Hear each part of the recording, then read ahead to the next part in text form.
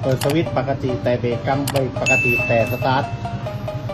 เห็นไหมครับทุกคนไฟจะกระพริบนะฮะแสดงว่าเกิดจากสาเหตุอะไรทุกคนอยากรู้ไหมครับสตาร์ทไม่ได้ไม่ติดเฉย Honda Lead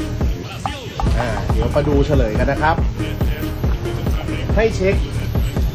รีโมทนะครับว่ามันเสียวแต่ระดับสัญญาณมันความถี่มันไม่เข้ากันนะครับเพราะฉะนั้นต้องให้ใกล้ๆตัวสมาร์ทคอนโทรลเลอร์นะครับเพราะฉะนั้นทีนี้มันจะติดละหวานเจี๊ยบอย่าลืมนะครับเทคนิคดีๆฝากติดตามด้วยนะครับโอเค